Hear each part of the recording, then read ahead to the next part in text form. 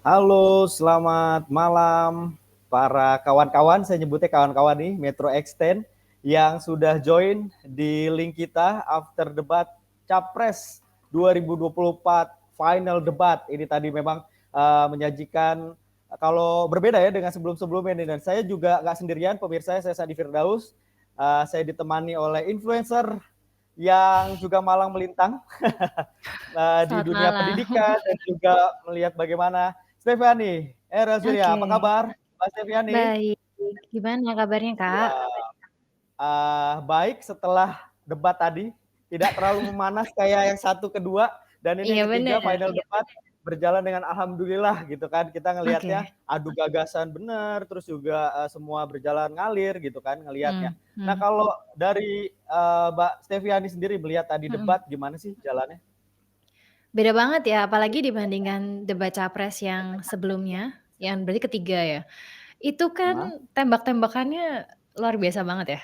Tapi kalau yang ini tuh kayak saling merangkul gitu, bahkan tadi aku sampai nanya sama JC kan, "Boleh nggak aku dengerin Nah, closing-nya?" Gitu, karena beda banget sama yang sebelumnya, bahkan tadi 02 minta maaf loh. Itu nah menurutku big statement ya, dibanding sebelum-sebelumnya gitu. sebelum-sebelumnya yang sakit memanas, apa emang karena cuaca jadinya nggak terlalu panas deh, Mbak Mungkin Stephanie? ya, udah mulai hujan ya kayaknya ya. Oke, selain itu kita juga sudah ada, saya ini sembari kita mengundang yang lainnya juga sudah ada di sini, kita akan join. Ada senior saya juga nih, Mas Helmi Yahya. Wah, selamat Senior datang. saya, kita invite dulu ya, Mbak Steviani. Boleh. Halo, aku di sini, aku boleh audionya nih belum ada nih, Mas Helmi. Sama satu lagi ada perwakilan aku invite ya, yang lagi kuliah di luar negeri, yang di Tiongkok ada Yusrin Zata. Aku invite langsung. Kita banyak temennya nih Mbak Stefani. Oke, Selamat uh, malam. aku mau nyapa dulu sama uh, Om Helmi. Suaranya belum ada nih Om.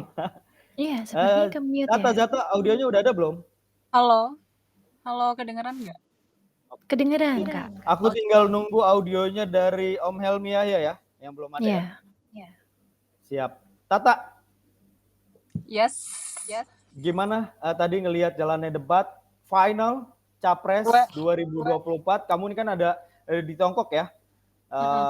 kuliah di sana. Gimana tadi ngelihat final debat dan apa yang jadi catatan kamu sendiri? Well, aku setuju sih sama Kak Stefani. By the way, salam kenal Kak. Salam kenal. Aku setuju sih kalau debat terakhir ini lebih kalem ya, lebih anteng dibandingkan debat-debat sebelumnya yang on fire dari ketiga calon presiden maupun debat calon wakil presiden. Dan Iya.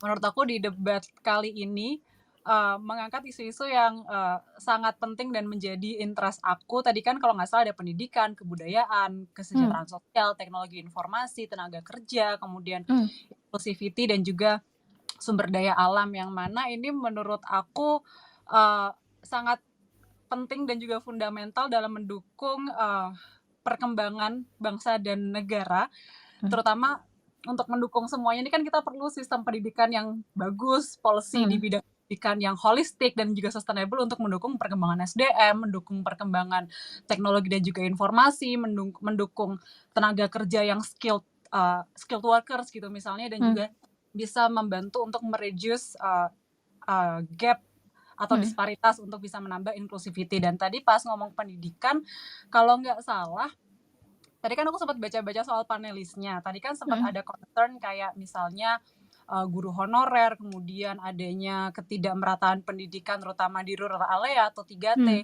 Tapi mmm, kalau aku lihat Hmm. panelisnya ada yang kurang dilibatkan, yaitu dari praktisi-praktisi atau guru-guru yang berada di sektor primary, secondary, sama tertiary education kayak SD, SMP, sama SMA, di mana oh, misalnya kayak PGRI lah istilahnya gitu, kurang melibatkan di situ. Oh, udah Padahal langsung kan kalau jenjang kita atas aja ngomongin, ya, Tata ya. iya, padahal kan kalau kita ngomongin soal gap di pendidikan, kemudian guru honorer, bagaimana adanya ketidakmerataan di bidang pendidikan segala macam, kemudian fasilitas-fasilitas yang memang kurang di daerah-daerah yang tertinggal seperti itu kan, alangkah baiknya kita Hah? melibatkan orang-orang yang memang berada di lapangan seperti itu yang aku bilang tadi, Hmm. misalnya PGRI misalnya atau serikat-serikat guru yang memang Nah, terlibat langsung gitu sih. Bagus. oke, Bagus. keren. Om Helmi, gimana nih? Udah bisa join?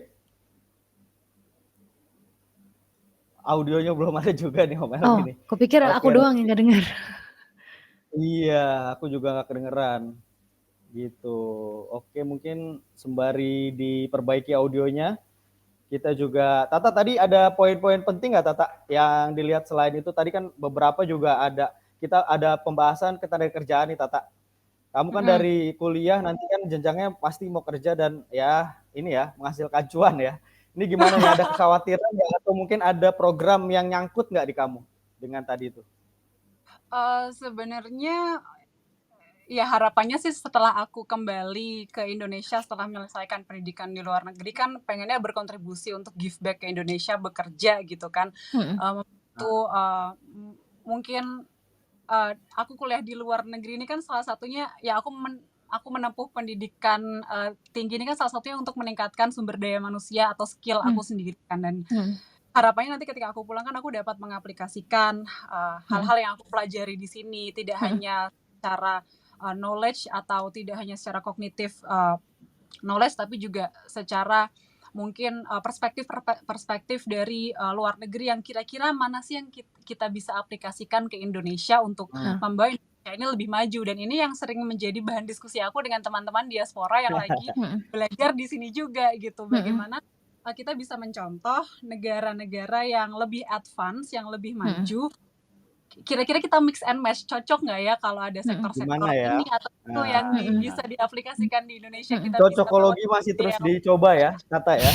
Nah, ya harapannya nanti ketika balik ya kita diberikan ruang untuk memberikan ide-ide yang lebih fresh, kita diberikan ruang diskusi yang lebih luas, kita diberikan ruang untuk supaya para stakeholders dan juga pemangku kebijakan ini dapat menerima ide-ide baru yang kira-kira mana sih yang dapat diaplikasikan seperti itu ya. Kita kan harapannya pengen give back, pengen kontribusi, dan ya berharapnya sih nantinya siapapun presiden yang terpilih itu pro pendidikan, pro buruh, harus sih.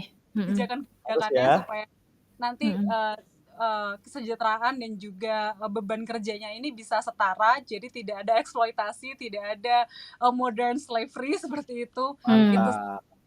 Oke, good banget ya. Mas Stephanie juga ya setuju lah dengan Tata ya, dengan melihat ini ya. Oke, Tata. Iya. Mungkin terima kasih Tata atas joinnya. Ini karena banyak sahabat-sahabat kawan-kawan dari Metro Extend lainnya yang akan join. Tata, aku ini dulu ya. Aku keluarkan sebentar, nanti akan ada lagi yang lainnya. Thank you Kak, insight-nya. Oke, di sini ada Bang Niko, Sian. Bang Niko. Halo. Selamat malam. Selamat malam. Aku juga mau invite sama Mas Helmi. Aku miringin deh ya, biar bisa. Nah. Om Helmi, audionya? Audionya belum ada juga Om Helmi, aduh. Ini Bang Helmi gerakannya kebaca, tapi belum ada suaranya. Iya nih, kurang. Bang Niko nggak ada lawan nih kalau nggak ada Om Helmi. Nggak apa-apa lah. Ini kita, kelihatan nggak sih kok belah-belah gini? Bang Niko kayaknya sekali vertikal. Oh, sekali vertikal tetap vertikal. Bang Niko, ya tetap merdeka. Kelihatan. Oke, Bang Niko posisi lagi di mana nih? Ini aku lagi di abis nonton bareng. Kita kan diminta untuk melakukan nobar dengan para warga di daerah pemilihan masing-masing. Jadi saya lagi bikin nobar nih di daerah mana, Bandung. Bang? Oh, di Bandung. Di Bandung. Iya, gitu. Gimana Bang Niko, mungkin komentar tadi terkait debat final endgame, debat terakhir. Apa poin-poinnya yang kalau lihat komentarnya semuanya kan selalu perbandingannya dengan debat kemarin gitu ya. Debat yang penuh dengan Ada juga nih suaranya nih. Halo Mas Helmi. Halo, ada. Hai Nik. Halo Mas Helmi ya. Finally akhirnya. Tapi kita dengerin dulu Bang Niko ya. Om Helmi ya. Oke, Mas Helmi, mudah-mudahan sehat-sehat di. Lagi di mana nih? Di Palembang. Lagi habis nobar juga di tim 02, Dewan Pakar 02 di Hang Tuah. Oh iya. Hang Tuah, Oke. oke. Jadi kalau saya lihat emang penonton itu maunya ngelihat yang cakar-cakaran. Jadi kayaknya kalau nggak Iya sih. cakar-cakaran nggak seru. Tapi karena Kurang, memang topiknya ini juga nggak masuk ya. Kita bicara mengenai kesejahteraan. Ini kita bicara mengenai program lah ya. Kita kan tujuannya hari ini kan membicarakan mengenai kenapa negara ini dibangun. Di pembukaan undang-undang kan sudah dijelaskan. Ini memang inilah salah satu alasan negara ini dibangun. Ya, founder kita udah tahu penduduknya banyak, tingkat pendidikan, permasalahan sosial, belum lagi negara archipelago kita ya. Jadi tantangannya tuh berat sekali buat pemerintah ini ke depan ya.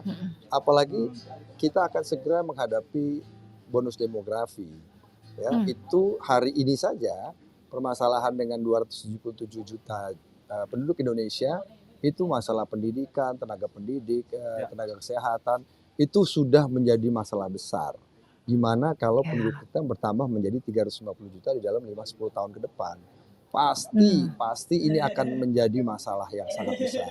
Jadi SDM-nya sudah harus disiapkan melalui pendidikan. Makanya tadi kelihatan yang paham terus terang adalah 01 dan 03 karena memang pengalaman Pak Anies di Jakarta dan Pak Ganjar 10 tahun di Jawa Tengah. Jadi permasalahan-permasalahan ini sudah setiap hari mereka saksikan dan mereka juga punya sudah punya catatan-catatan khusus lah ya. Terutama tadi kita bilang juga mengenai distribusi bantuan-bantuan ya. Kemudian juga bantuan itu juga harus tepat sasaran.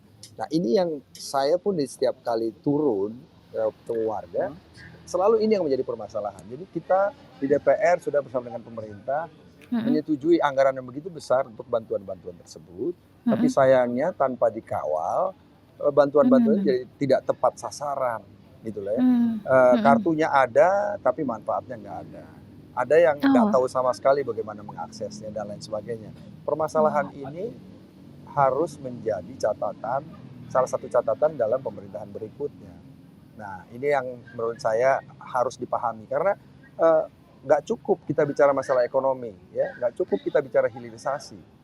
Kalau uang itu kekumpul banyak, tetapi nggak ada program-program yang jelas turun, ya, dalam sebuah visi yang jelas gitu ya. Kita mau mencetak manusia-manusia. Apa yang harus kita persiapkan? Dari mulai ibu hamil, kita siapkan makanan gizi yang cukup. Begitu dia lahir, ada pendamping ASI. Kemudian bantuan-bantuan ketika sekolah. Bahkan kalau di Jawa Tengah, Pak Ganjar sudah sampaikan, dia sudah membuat sebuah SMK khusus yang memang dikhususkan bagi warga tidak mampu. Dan bukan hanya SMA gratis loh. Kalau SMA gratis, SMK gratis itu banyak di Indonesia ini. Tapi nggak benar-benar gratis karena ada biaya gedung, biaya outing, biaya ini, biaya itu dan sebagainya. Kalau SMK yang dipunyai oleh Pak Ganjar itu bukunya sudah ada, tinggal di asrama, ada seragam, dapat makan, ada uang saku lagi. Dan yang paling penting sekali, setelah lulus dicarikan pekerjaan. Ini sebenarnya program ini selesai, ya, bukan hanya udah sampai SMA gratis ya. Enggak. Banyak sekali teman-teman saya lulus, anaknya lulus kuliah pun masih ngelihat kanan ngelihat kiri, nggak tahu mau kerja di mana. Nah, jadi hari Bang Niko ya. Iya, makanya jadi program itu selesai. Ya, begitu lulus itu dapat pekerjaan. 65% dari lulusan sekolah ini itu sudah terserap di dunia kerja. Nah, ini menurut saya program yang tuntas, ya. Program yang tuntas. Karena kita mau menyelesaikan permasalahan pendidikan, kita juga mau menyelesaikan masalah kesejahteraan. Hari ini saudara-saudara kita yang tidak beruntung memang mengharapkan bantuan dari pemerintah. That's true. Tapi kan seperti disampaikan Pak Ganjar juga, kalau saya tidak beruntung, pendidikan saya rendah, pendapatan saya hari ini juga nggak ada, pemerintah bantu. Saya nggak mungkin mengajarkan anak saya untuk juga menunggu bantuan. Tidak mungkin juga mengajar anak cucu saya untuk ya udah duduk-duduk aja, nanti negara akan urus kok. Nggak bisa dong. Kalau saya turun nih ke masyarakat, saya tanya, kalian mau terima bansos sendiri, mau terima bansos terus, atau pengen beli sendiri? Ya pengen beli sendiri dong. Pengen terima BPJS Berdikari. gratis atau pengen punya asuransi sendiri? Ya pengen punya asuransi sendiri dong. Jadi mindsetnya adalah kita memberikan stimulasi supaya mereka keluar dengan perjuangan mereka sendiri. Kita memberikan bantuan-bantuannya, ya. Pintu-pintunya kita siapkan. Bukan sekali lagi hanya memberikan bantuan-bantuan sementara saja. Nah, ini sebenarnya mindset Pak Ganjar. Dan ini bisa disampaikan karena dia pengalaman 10 tahun di Jawa Tengah. Nah, ini Mas Helmi nih ngelihat pengalaman. Tadi kan beberapa kali juga Pak Prabowo ditanya mungkin gimana nih Mas Helmi tanggapannya. Malam. Selamat malam Mas Helmi. Jadi gini ya, saya nggak mau melebar kemana, cuman ngomongin tentang debat.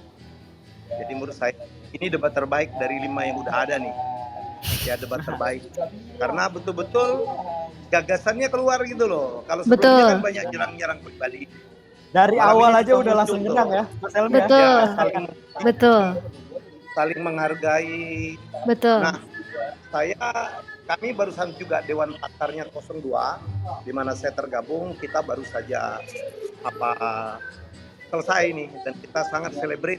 Karena malam ini menurut kita Pak Prabowo tampil bagus ya, walaupun 01 pasti ngomongnya Pak Anies bagus, 03 pasti ngomong Pak Ganjar yang terbaik. Tapi kita berusaha untuk objektif. Kami punya live score yang dibikin oleh Golkar Institute gitu. Kita lihat tuh pergerakan bagaimana reaksi dari netizen. Jadi menurut saya senang banget malam ini terbaik. Kalau kita lihat segmen 1 itu Pak Prabowo unggul jauh ya, unggul jauh. Mereka juga mungkin lihat Pak Prabowo menguasai, nggak baca-baca catatan, contek, nggak bawa contekan gitu. Kemudian segmen 2, Pak Prabowo juga paling tinggi di segmen ini, terutama membahas masalah budaya tuh.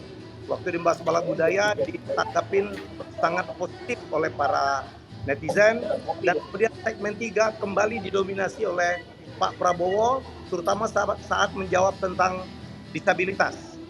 Nah sebenarnya kita tuh segmen 4, segmen 5 kita ngeri banget Pak Prabowo diganggu emosi, dan malam ini apresiasi untuk seluruh paslon, mereka saling menghargai, mereka tidak menyerang-nyerang pribadi. Mungkin belajar banyak juga lah kalau ternyata masyarakat tidak suka serangan-serangan pribadi.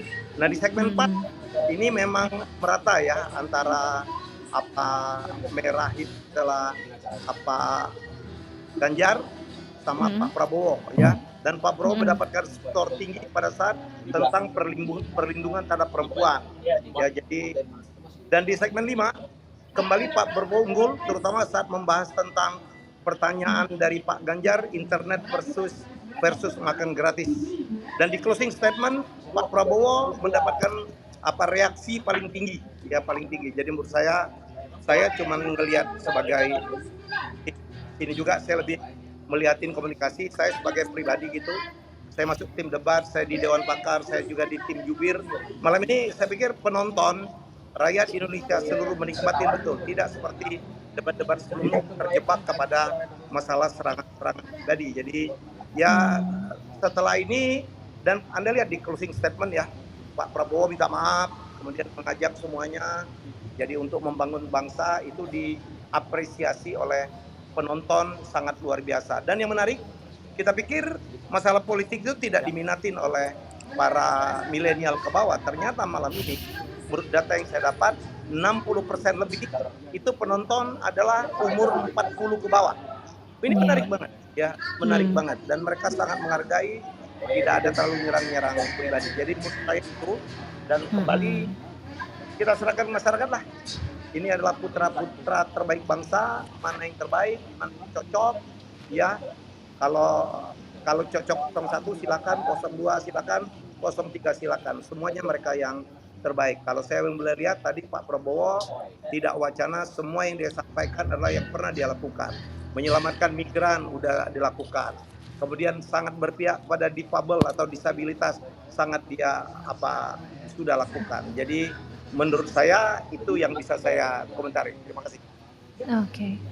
Ya, oke, itu catatan penting juga ya buat. Tapi kalau saya mau ke Mas Helmi nih. Mas Helmi, dengan performa tadi Pak Prabowo dari debat 1 dan 2 dan sekarang finalnya, ini memang sudah menjadi strategi ya sendiri ya, untuk dari performa dari Pak Prabowo.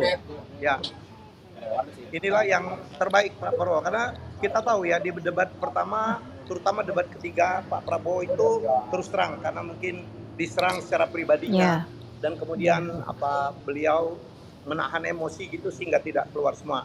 Dan itu yang kita khawatirkan terus terang, tapi malam ini tidak terjadi. Jadi saya pikir kita belajar banyak karena Pak Prabowo makin diserang suaranya makin tinggi gitu. Jadi sekali lagi saya apresiasi, inilah yang ditunggu oleh rakyat. Kita tidak menyerang pribadi, yang ditunggu adalah gagasan. Malam ini saya suka banget. Kalau sebelumnya ditanya apa programnya, yang keluar lagi adalah kritik terhadap yang kondisi sekarang. Malam ini saya pikir tiga paslon the best lah. Terima kasih sekali. Jadi kami sebagai rakyat gitu ya, mewakili rakyat juga mendapatkan pertunjukan. Debat itu is a show, pertunjukan gitu gagasan. Ya walaupun tidak gampang. Bagaimana menyangga dalam 1 menit, menyampaikan gagasan hanya dalam 2 menit tidak gampang. Jadi format ini pun ya format yang juga perlu kita pertimbangkan debat-debat berikutnya. Tapi ya udahlah happy ending ya. Karena bagaimanapun ini orang lihat track record ya. ya. Pak Ganjar 10 tahun di Jawa Tengah, kemudian Pak Anies pernah jadi Mendikbud 2 tahun, kemudian jadi gubernur, kemudian juga Pak Prabowo juga punya karir yang juga sangat panjang. Jadi saya silakan saya. Siap. Saya izin sebentar mau ke teman-teman PPI yang ada di beberapa negara, nanti saya kembali invite lagi Mas Helmi dan Bang Niko. Sebentar kita mau dengerin tanggapan dari adik-adik kita dulu. Terima kasih atas sharingnya, atas insight-nya. Oke, di sini ada Jenny Winata dan Tegar. Halo, selamat datang. Halo Tegar. Halo. Perkenalkan dulu Jenny, dari mana? Halo, jadi saya Jenny mengatasnamakan diri sendiri dari Civil Society. Oke. Oh siap. Tegar? Halo. Selamat malam Kak. Tegar dari. Selamat malam. Malam. Jadi saya saat ini menjadi mahasiswa Indonesia yang sedang berkuliah di Malaysia. Ya, saya bagian dari Persatuan Pelajar Indonesia Malaysia gitu. Oh. Oke, mantap. Baik. Kita Kak Steviani, kita ke Jenny dulu kali ya. Boleh, silahkan. Ya, Jenny. untuk Kak Jenny, gimana tadi setelah melihat debat kelima dan terakhir yang katanya debat pamungkas judulnya? Gimana? Apakah ada perasaan yang berbeda dari 1 sampai 4? Iya. Ya baik, terima kasih Mbak. Halo ya. Ya kalau bagi saya mungkin saya mau membuka dengan poin besar terlebih dahulu. Saya rasa dari semua pembicaraan tentang program kebijakan, ada satu poin penting yang perlu kita highlight, yaitu sebagus atau sekreatif apapun program dan kebijakan, di atas itu yang paling penting adalah bagaimana cara kita mendeliver itu. Nah, kebanyakan permasalahan kita di negara Indonesia itu ketika programnya sudah ada, ketika kebijakannya sudah ada, itu tidak terdeliver dengan baik. Dan permasalahannya nanti muncul lagi, turunannya ada korupsi, ada mungkin tenaga pekerja yang menjalankannya itu tidak tepat. Jadi di sini saya mau menyampaikan bahwa poin besar yang perlu kita lihat sebagai bangsa, tidak sebagai 01, 02, 03, kubu manapun, kita harus melihat bahwa itu yang harus kita perbaiki bersama terlebih dahulu. Kenapa? Ibarat kita memegang panah, kita punya banyak panah nih, dan kita punya satu target. Tapi kalau misalnya teknik kita tidak benar dan kita asal saja shooting itu, ya tidak akan berhasil. Kita minta terus panahnya, dan panah ini adalah budget kita, budget negara, dan kita akan minta terus budget itu kemana? Ya bocor ke sana sini gitu kan. Jadi yang saya apresiasi dari masing-masing paslon itu adalah paslon pertama dia menekankan di strategi, misalnya ketika industri produksi gadget, paslon pertama bilang kita butuh menekan BUMN, menyatakan itu BUMN, perusahaan dan government bisa lakukan apa gitu kan. Itu adalah sebuah strategi. Yang kedua, paslon 2 itu sangat material oriented. Dia bilang kita butuh fasilitas, kita butuh beasiswa, kita butuh bangun pabrik dan lain-lain, itu sangat material oriented. Tapi saya juga punya komen untuk yang paslon 2 katakan terkait hal ini, yaitu apakah solusi ini, kalau Pak Prabowo bilang solutif ya kan, apakah solusinya akan sustainable jika sistem kita tidak monitor dengan baik gitu. Jadi yang ketiga, paslon 3 mengatakan mengenai KTP Sakti. Nah, menurut saya ini adalah gabungan dari strategi dan juga material. Kalau kita lihat permasalahan bansos, dari tadi kita banyak bicara tentang bansos. Bansos tidak terdeliver, kenapa? Terlalu banyak kebocoran dan terlalu banyak begitu scattered. Kita bicara satu KTP itu menyatukan kartu subsidi keluarga, kartu Indonesia Pintar, kartu prakerja, kartu tani, begitu banyak kartu di Indonesia ini, saya pun sampai tidak hafal gitu kan. Jadi bagaimana solusinya? Maka ada satu kartu yang langsung mendengar publik itu masing-masing butuhnya apa secara dedicated, dan itu juga menutup celah untuk pejabat-pejabat bisa membuat kebocoran budget. Entah itu kalau kita ambil contoh bansos yang terakhir, Kementerian Sosial katakan 127,5 miliar kerugian negara, itu akibat dari pejabat-pejabat yang membuat semacam konsorsium formalitas yang ternyata delivery bansosnya tidak terjadi gitu. Jadi hal-hal seperti ini yang kita cegah melalui gabungan strategi dan material tadi, yaitu yang saya rasa sangat cukup bisa diapresiasi satu KTP itu juga kata Pak Ganjar merupakan awal mula dari elektronik KTP elektronik, dan ini satu solusi yang pemerintah, sebuah leadership perlu pikirkan bagaimana caranya bisa mulus gitu. Nah ini yang harus bangsa kita perhatikan.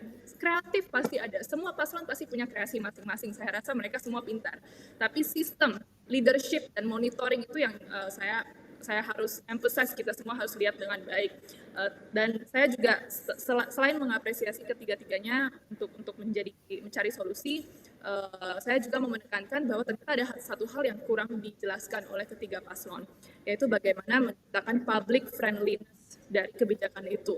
Mungkin tadi ada yang bilang tadi salah satu dari Pak Niko kayaknya yang bilang publik itu tidak tahu mau lewat mana gitu. Saya misalnya dari desa dan lain-lain, saya tidak tahu mau mengaksesnya lewat mana. Ini balik lagi ke teknologi informasi kita yang ternyata kurang berjalan dari governance-nya. Kita ke website kementerian, website bantuan, semuanya under maintain gitu. Jadi bukan hanya berbicara tentang itu, tapi sosialisasinya itu. Ini kan kita lagi bicara kesejahteraan sosial, teknologi informasi, SDM. Jadi itu tiga secara internal pemerintahan juga harus diperkuat gitu. Jadi itu yang kita perlu perhatikan bersama. Yang pertama sistem monitoring yang menjadi fondasi. Yang kedua itu public friendliness gitu. Dan saya berdasarkan track record para paslon, mungkin kita bisa lihat yang mana yang bisa kita percaya untuk mengcombine tiga lembaga besar Indonesia, baik dari sisi legislasi, judikatif, maupun secara leadership eksekutif ke kabinet dan menyatukan itu untuk deliver all the public goods dan necessity, fondasi awal yang dibutuhkan oleh masyarakat. Mau bicara bansos, makan gratis, kesehatan, dan lain-lain. Terima kasih. Gitu ya. Jenny, tapi sebelum itu Jenny, siapa nih yang jadi performer terbaik atau pemenang dalam debat capres malam ini versi Jenny? Pemenang dari debat hari ini, saya sangat mau mengapresiasi closing statement-nya Pak Ganjar tadi bicara tentang komitmen demokrasi. Ini yang selalu saya respect sekali sama paslon 03. Kenapa? Karena mereka selalu highlight demokrasi dan kepastian hukum. Ini yang saya rasa juga tidak jauh beda tadi komentar saya tadi. Itu adalah kunci utama sebelum kita bicara yang lainnya. Karena tanpa itu kita akan seperti membocorkan budget dan shooting arrow without specific teknik yang seharusnya. Seperti itu. Oke, Jenny. Sekarang kita beralih ya ke Tivian ya, Mas Tegar. Oke, gimana Mas Tegar pengalamannya? Gimana? Baik. Gimana ini posisinya sekarang? Sekarang posisi saya sedang berada di lab komputer di kampus saya. Bisa terlihat di belakang banyak komputer ini ya. Oke. Ya, jadi gimana tadi tanggapan terkait debat? Baik.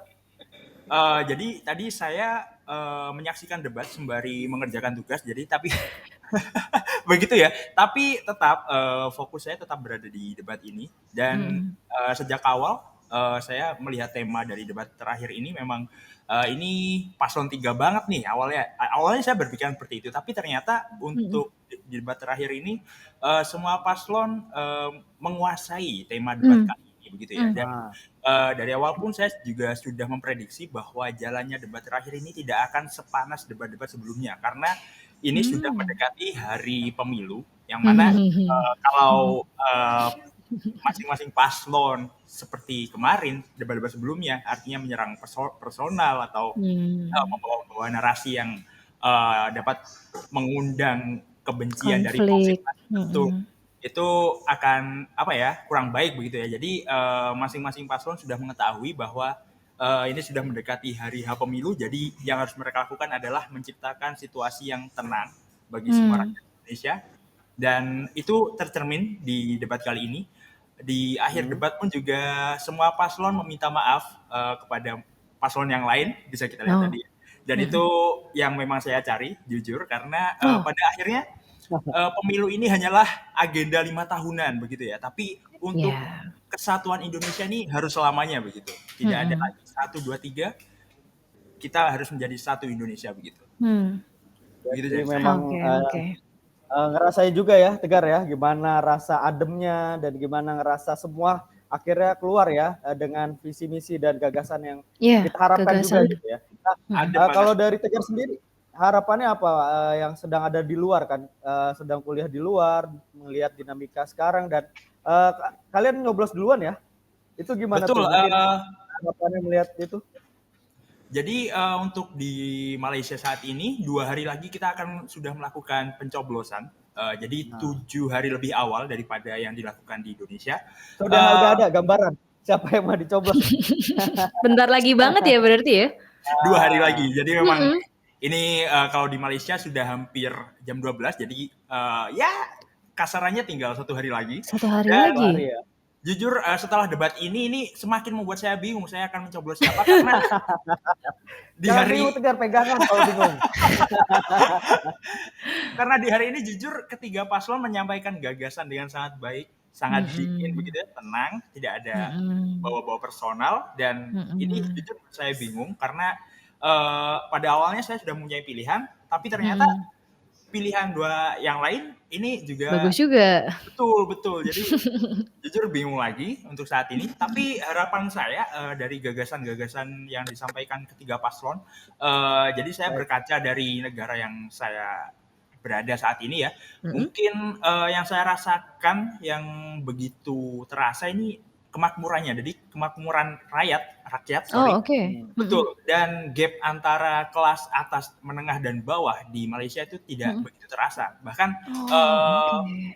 masyarakat yang dibilang miskin di sini itu mungkin kalau di Indonesia bisa kita samakan dengan masyarakat yang menengah begitu ya. Jadi jujur saya kaget terkait itu karena standar miskin di sini itu sudah begitu tinggi kalau kita ibaratkan di Indonesia. Jadi kemakmuran yang saya harapkan ya dari ketiga paslon ini, salah satunya nanti kalau akan memenangkan pemilu kali ini, saya harapkan utamakan rakyat, makmurkan rakyat terlebih dahulu.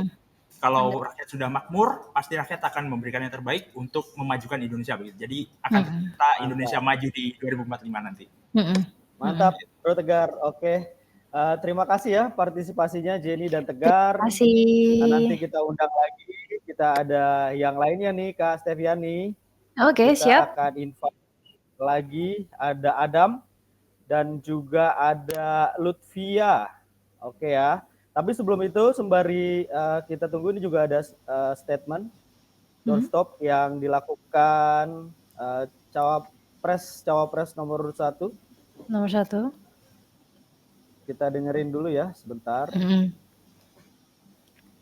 ingin negara hadir dengan rasa cinta kasih, Rahman Rahim, welas asih yang merangkul semuanya, memberikan rasa tenang kepada yang paling lemah, memberdayakan yang di tengah, dan mengayomi juga bagi yang besar.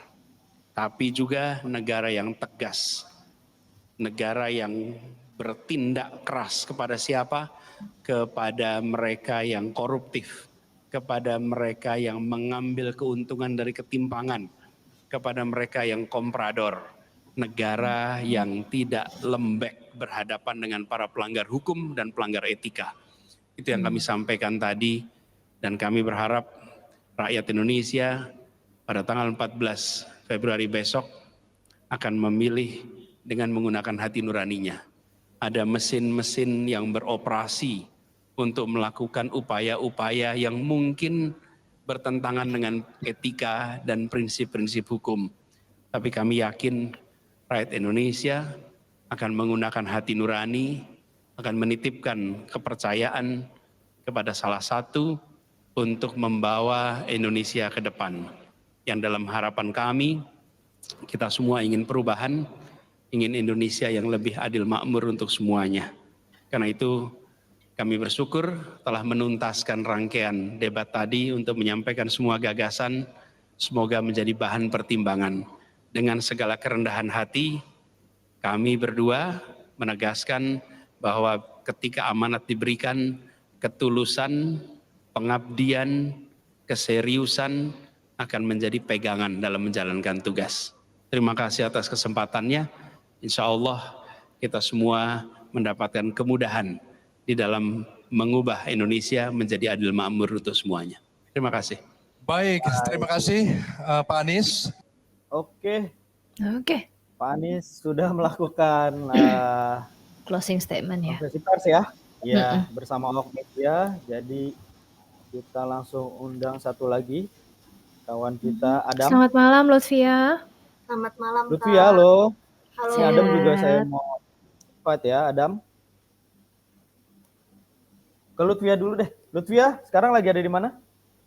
Sekarang lagi ada di Singapura, Kak. Oh, oke. Ya, sekarang lagi. Gimana tadi? Gimana tadi ngelihat perdebatan? Debat pamungkas kita. Endgame. Gimana nih? Sebenarnya tadi ini debatnya sangat menarik ya Kak ya, karena tapi lebih menarik beberapa minggu-minggu yang lalu karena panas. Tapi kalau yang sekarang, tapi kalau debat yang sekarang tuh kayaknya sejuk dan adem dan kayaknya saling mendukung satu sama lain ya. Statement-statementnya juga memberikan nuansa kalau kerukunan antar sesama capres itu terjadi di dalam debat tadi. Nah, sebenarnya kalau menurut saya yang paling menarik dari debat tadi itu adalah ketika Pak Prabowo menyampaikan terkait dengan memberikan beasiswa 10.000 sekitar 30.000, kemudian menambah fakultas kedokteran dari 92 fakultas kedokteran di Indonesia akan ditambah 300 fakultas kedokteran. Betul. Nah, ada pertanyaan yang terbesit di otak saya pada saat mendengar beliau menyampaikan itu, yaitu dari manakah anggarannya nanti yang akan diberikan untuk program tersebut, karena menurut pengalaman saya bekerja di rural area juga di NTB itu udah 5 tahunan, itu memang sangat susah sekali ya untuk memberikan anggaran terkait dengan dana pendidikan, karena di NTB sendiri kita punya program 5.000 beasiswa untuk mahasiswa ke luar negeri gitu. Oke. Ini juga istilahnya menjadi hal yang sangat menarik penyampaian beliau. Kemudian terkait dengan Pak Anies sendiri, itu mungkin karena sepakat juga dengan yang disampaikan oleh Pak Anies tadi terkait dengan bagaimana pendidikan itu menjadi hal yang sangat sentral ketika kita ingin melakukan solusi-solusi terkait dengan problem yang saat ini dialami oleh Indonesia sendiri. Nah, statement beliau juga sebetulnya dari paslon 1, Pak Ganjar, Pak Prabowo, dan Pak Anies ini memang sama-sama mendukung terkait dengan bagaimana solusi itu diarahkan dengan pendidikan yang akan diberikan oleh masyarakat, terutama dengan pemberian beasiswa untuk anak ASN, untuk anak dokter, atau misalkan anak-anak yang memang punya ibaratnya memiliki orang tua yang bekerja dalam bidang kesehatan ataupun guru ataupun hal lainnya. Nah, itu menurut saya sangat menarik sekali. Tapi ada harapan ke depannya, kalau dari saya pribadi juga ada hal yang menarik terkait dengan migran, karena di Singapura ini juga banyak sekali migran. Iya, Tadi betul. sempat dibahas juga ya, Lutfia ya. Sempat dibahas. Jadi salah satu topik, iya. Gimana tuh tanggapan Lutfia? menurut saya pribadi ini juga seperti katanya salah satu paslon mengatakan bahwa ini bukan hal yang mudah karena kedutaan juga sangat susah untuk menyelaksanakan debat. Bagaimana BP2 PMI juga punya andil dalam hal ini, Dubes juga punya andil, namun dalam hal ini itu menyelesaikan permasalahan migran dari hal mendapatkan kekerasan di luar negeri ini bukan hal yang mudah gitu, karena salah satu beberapa step yang disebutkan oleh Pak Ganjar juga bahwa pertamanya itu harus ada legalitas yang terjamin ketika mereka akan berangkat ke luar negeri, kemudian bimbingan teknik, training, dan hal ini juga sebetulnya dari BP2 PMI juga dan beberapa institusi lainnya sudah melaksanakan itu.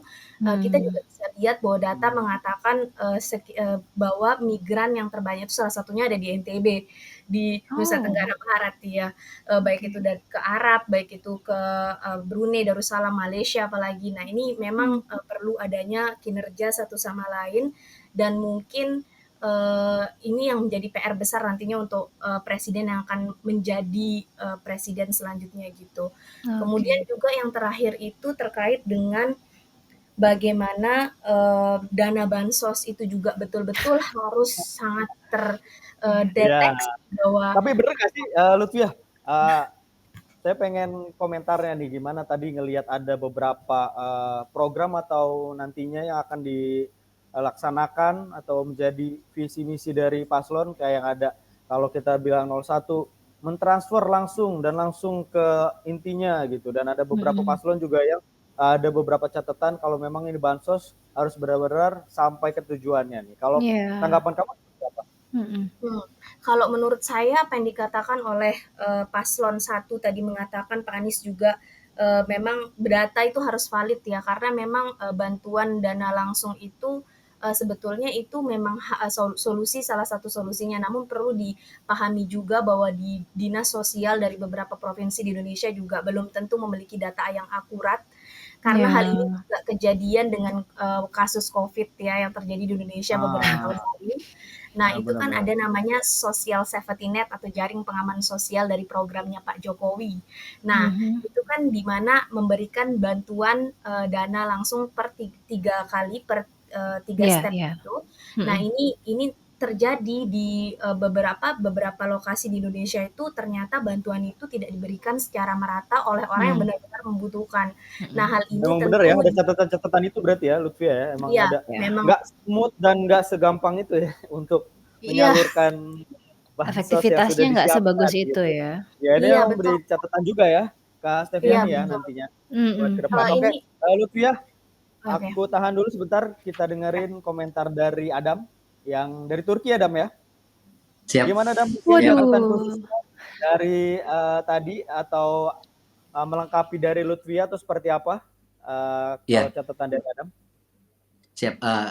Saya mencatat ada catatan menarik ya terkait debat hari ini gitu ya. Saya lebih fokus kepada gaya komunikasi. Dan nanti kan ada efeknya tentang. Jurusan komunikasi kayak ini ya. Saya jurusan politik nih Bang, kebetulan. Ilmu politik ini kita.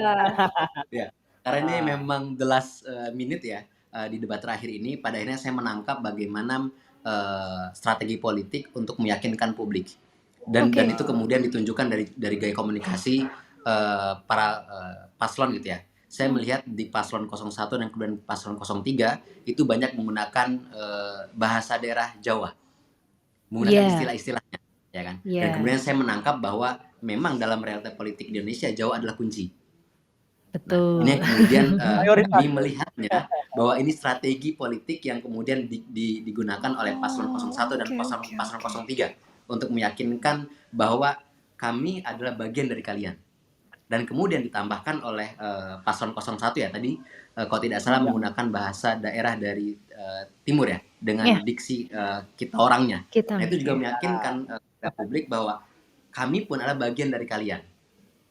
Biar merasa dekat ya Adam ya, secara nggak langsung ya, biar ngerasa dekat gitu ya dengan yang ada di daerah atau mungkin mayoritas dari masyarakat Indonesia dengan gaya-gaya politik seperti itu ya. Iya betul, itu yang kemudian menjadi menjadi keunikan tersendiri bagaimana kemudian kedua paslon ini menggunakan strategi politik, menggunakan gaya komunikasi politiknya. Itu yang kemudian dari segi komunikasinya. Kemudian yang kedua, ya kami saya rasa kami semua sepakat gitu ya bahwa memang di debat kali ini lebih teduh dan juga lebih berbicara kepada hal substansi. Terbukti dari kemudian itu yang diinginkan dari pasti. Itu yang kemudian kami inginkan gitu Mas ya. Karena lebih ke arah substansi untuk membicarakan program. Terbukti dari di sesi saling tanya antar paslon. Bagaimana paslon 03 kemudian bertanya kepada paslon 02 untuk mendalami dan mengkritisi apakah setuju atau tidak dengan programnya beliau. Sama halnya kemudian paslon 01 berarti makin terbuka ya Adam ya. Dengan melihat ini makin terbuka ya. Apa yang ada visi misi program yang akan dicanangkan ini makin terbuka ya. Betul. Itu yang kemudian tadi saya juga mendengar dari statementnya Pak Helmi ya, bahwa bagaimana debat kali ini lebih ke arah substansinya, dan itu yang kami rasa masyarakat yang ditunggu. Jadi bukan ke arah gimmick atau kemudian menyerang personal ya. Ini memang akhirnya membawa kepada substansi program. Contoh yang menarik bagaimana tadi Pak Prabowo juga mulai berani bertanya apakah Pak Ganjar setuju dengan program makan gratisnya. Nah, itu kan yang menarik gitu ya. Itu yang kemudian kami lihat dua poin tadi. Pertama dari segi komunikasi politiknya, dan kemudian kedua tentang mulai mendalami dari gagasan-gagasan program yang ditawarkan. Oke, kalau saya ada pertanyaan nih Kak Steviani, mungkin nanti bisa disampaikan lagi. Saya pengen tahu dari kalian berdua atau mungkin nantinya para kawan-kawan Metro Extend yang lagi nonton nih, bisa di kolom komentar, tapi tanggapan dari Adam sama Lutfia, kalau dari generasi muda, generasi kalian yang sedang mungkin memilah-milih, apa poin atau mungkin kata-kata yang cocok ketika dari capres tersebut, apa yang kalian inginkan ya gitu. Nah, yang dari kalian ingin dapat tuh apa gitu. Dan akhirnya ngebuat kalian, oke, saya pilih ini, oke, saya yakin ini gitu. Dari Lutfia dulu mungkin. Terima kasih banyak Kak kesempatannya. Kalau dari saya sih dari debat karena durasi. Jadi saya tertarik banget dengan closing statement dari 3 pasangan calon presiden ini. Beberapa di antaranya itu bahwa bagaimana Pak Anies Baswedan itu menyampaikan kalau seandainya itu negara hadir untuk rakyat, dan juga harus bisa memberikan segenap perasaan itu dengan tulus ikhlas gitu. Itu yang saya tangkap dari Pak Anies Baswedan. Kemudian kalau dari Pak Prabowo sendiri, yang membuat saya kaget adalah beliau meminta maaf ya di hadapan rakyat Indonesia saat itu dengan proses debat itu menunjukkan bahwa beliau sangat ingin terjadinya perdamaian di antara 3 pasangan calon ini. Terus kemudian yang terakhir adalah statement Pak Ganjar mengatakan bahwa jangan mengecewakan rakyat lagi. Nah, ini yang menjadi istilahnya membuat hati saya juga langsung terketuk gitu, dan sampai dengan saat ini saya pun masih bingung ya mau memilih 1, 2, 3, namun sepertinya sudah ada pilihan saya di depan. Finally ya. Udah nggak undecided lagi ya. Iya, udah nggak gampang ya. Iya benar Kak. Jadi nanti tanggal 11 Februari akan melaksanakan pemilihan. Oh, di Singapura 11 ya? 11 ya. Oh, oke. Tadi 7 ya Kak, Malaysia ya? Iya, 7 duluan. Nah, kalau Adam kapan, Dam? Di Turki kita 11 Februari. 11 juga sama ya? 11 Februari. Oke, gimana Dam? Tanggapannya tadi singkat aja, Dam. Siap. Dari masing-masing paslon pasti ada statement yang menarik ya. Dari paslon 01 saya melihatnya bagaimana beliau mengangkat tentang tema perempuan. Itu jujur bagi saya pribadi tersentuh, karena tadi beliau menegaskan meskipun tidak dibahas dalam topik debat ini, kemudian beliau mengangkatnya. Bagaimana kemudian beliau memandang bahwa perempuan ini juga isu perempuan perlu dibahas dalam forum terhormat debat tersebut. Itu yang pertama. Kemudian dari paslon 02 memang ada ketertarikan bagaimana rencana beliau tentang beasiswa pendidikan, yang dimana rencana ke depannya tentang kesehatan dan juga dalam bidang sains. Itu yang kedua, untuk paslon yang kedua. Betul. Kemudian untuk paslon yang ketiga tentu ya itu menjadi bio Instagramnya beliau ya, kemudian disampaikan di dalam ruang debat tadi bahwa jabatan adalah mandat ya, tuanku adalah rakyat. Nah, itu yang kemudian menjadi yang luar biasa. Ya, sangat kena gitu. Jadi udah ada Adam pilihannya nih buat Apa Kak masih Sandi butuh nunggu? kepastian. Iya, makanya kan kita maksudnya mewakili Gen Z atau mungkin milenial yang sedang melihat juga yang mungkin ada di luar negeri, gimana nih mungkin?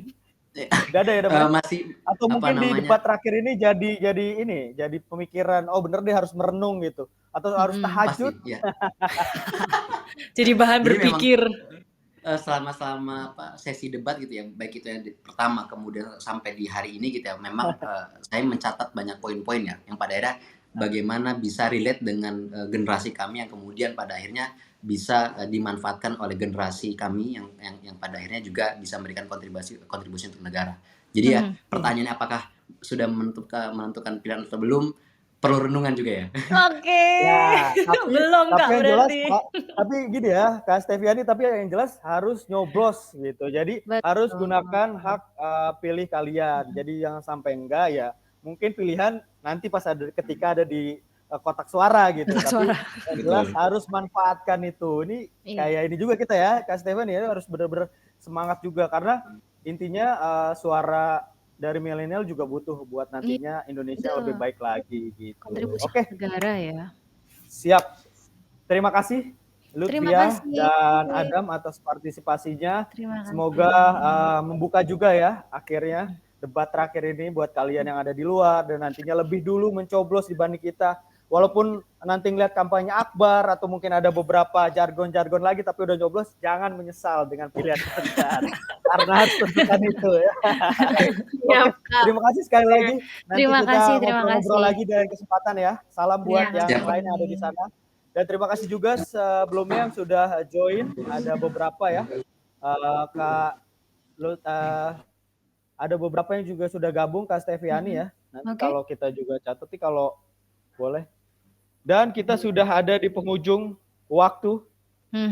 Kak Steviani mungkin ada catatan kecil, ada notes-notes kecil boleh disampaikan waktu Anda 2 menit. Udah kayak capres aja tadi.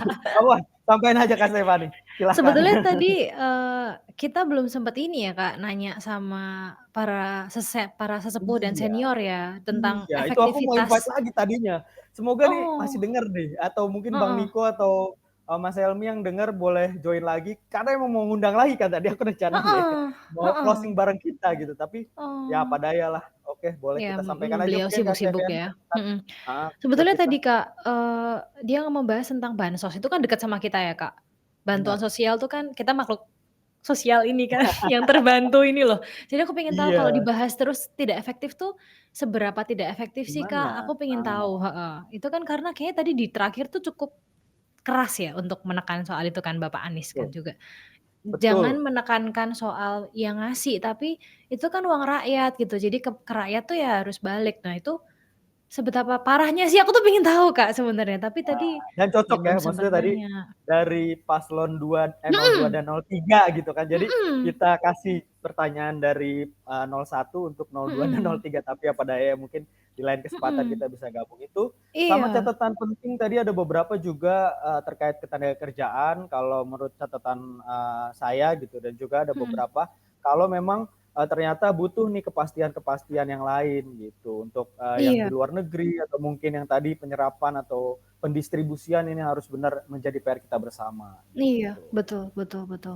Itu sih. Terus tadi yang sebetulnya tadi statementnya Mas atau Om Helmi Yahya juga menarik ya, karena beliau ternyata punya cara perhitungan tersendiri dan menurut cara perhitungan dan itu udah langsung ya, cepet banget. Iya, langsung cepet banget. Hasilnya kayak klik-klik doang kayaknya. Saya juga kaget, oh udah ada ya, lihat dari mana gitu. Nah tapi iya, itu terus ya mungkin hasilnya Bapak Prabowo yang terbaik ya. Versi dia ya, versi 03. Iya, betul. Karena punya versi sendiri-sendiri kayaknya nih. Gitu. Oke, ya, itu sama menarik. catatan aku sih paling itu aja sih, Kak Steviani, happy ending. Kalau satu kata, beberapa kata dari aku happy ending dengan end game debat capres ini. Semoga juga nantinya pada tanggal 14 Februari bisa benar-benar berjalan dengan aman dan damai, jujur dan adil. Kalau Kak Steviani, kata-katanya apa nih? Buat aku menggambarkan sih tadi debat tadi. Debat tadi tuh membuat aku jadi kan istilahnya swing voter ya Kak ya. Yes. Ya swing voter tuh kan kalau udah dari sini pindah-pindah kan. Nah Aku tuh merasa aku kayak makin jadi undecided gitu. Karena bagus semua, bener. Tadi Oh tuh gitu ya? karena kan sebelumnya kan Bener-bener banyak sampai akhir serang berarti ya? menyerang. Sampai Iya iya. detik terakhir ya? Heeh heeh. Makanya tadi aku relate sama yang terakhir Mas Adam itu, kayaknya mungkin dia masih bingung. Betul, aku masih harus merenung sih Kak, supaya pilihannya bertanggung jawab ya. Yes. Dan setelah kita Gitu. pilih itu menentukan ya bangsa Iya, Indonesia ke heeh. depannya 5 tahun ke depan ini, makanya benar-benar harus direnungkan. Dan Heeh. oke, kawan dari Metro X10, jangan lupa juga nanti tanggal 14 kalian juga bisa jadi tim atau jadi citizen journalism Metro TV, di mana nanti kalian bisa foto atau video juga di TPS. Kak Steviani juga jangan lupa nih untuk foto Siap. atau video pas lagi TPS, tapi pas nyoblos Diunggah. jangan. Nanti gimana-gimana gitu. Itu Oh ya, langsung jangan. bisa add di medsosnya Metro TV, nanti bisa di-repost sama tim digital dari Metro TV, dan itu nanti ditayangkan juga di medsos Metro TV sama di TV-nya tentunya Iya gitu. iya Oke. iya. Saya sebenarnya tidak Oke. mau usai, tapi waktu yang memisahkan kita pada ya. Next kita bisa berbincang lagi ya Kak Stephanie dan Oke. kawan-kawan Metro X10. Apalagi sih yang dicari kawan kalau bukan ketenangan hati dan juga akhir yang indah ini gitu. Betul. Jadi oke, sampai di sini. Terima kasih Kak Terima Stephanie kasih. sudah menemani saya dan teman-teman yang lainnya. Mohon maaf bila ada kata-kata yang salah, dan sampai jumpa. Sampai Dadah. jumpa, bye-bye. Jelajahi cara baru mendapatkan informasi. Download Metro TV Extend sekarang.